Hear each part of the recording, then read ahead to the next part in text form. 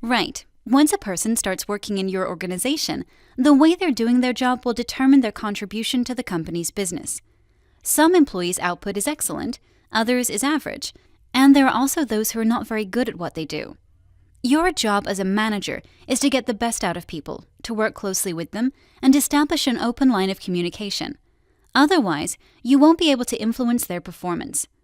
A lot of managers struggle to provide honest feedback to their employees, and that's understandable, as this isn't an easy thing to do. When discussing somebody's performance, you will have to touch on a few aspects that are important to their self-esteem. Our motivation, interpersonal skills, capabilities, and career potential play a major role in the way we see ourselves and perceive the world. Performance feedback is not to be taken lightly.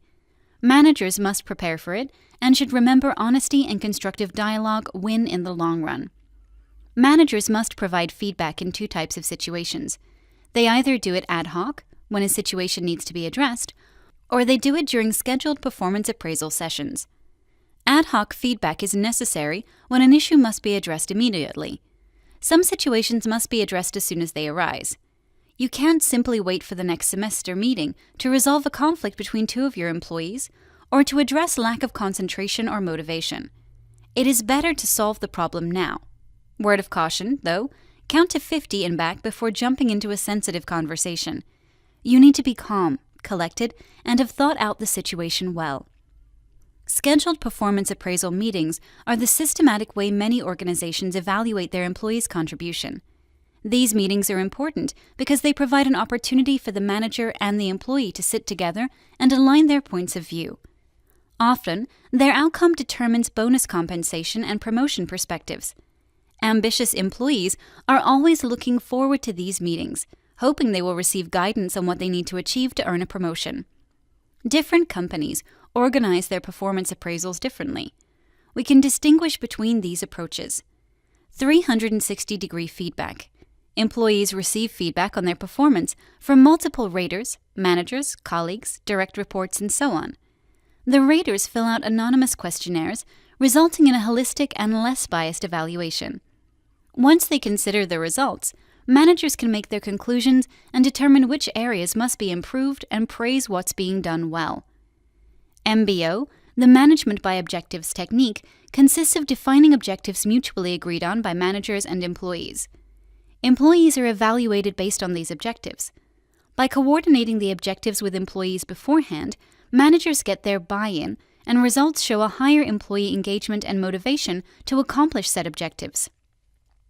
HP is one of the pioneers of this technique.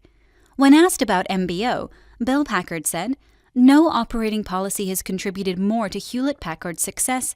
MBO is the antithesis of management by control." The latter refers to a tightly controlled system of management of the military type. Management by objectives refers to a system in which overall objectives are clearly stated and agreed upon, and which gives people the flexibility to work towards those goals in ways they determine best for their own areas of responsibility. The third method for performance appraisal is ABC grading of employees.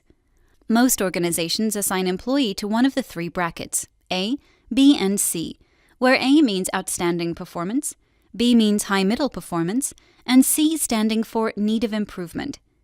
This method is often criticized as it evaluates employees' performance regarding the performance of their peers. What if everybody is doing well, though? Who will be part of the top 20% in bracket A? Critics of the method underline it is based on subjective judgments and discriminates against employees who are different but not necessarily worse. Despite these critiques, when properly used, the ranking system can improve employee performance in the short term and therefore shouldn't be dismissed as an option. Okay, great. We've said a lot about performance appraisal and ad hoc feedback. But how do we approach the performance appraisal meeting? Stay tuned, as this is what we'll learn in our next lesson.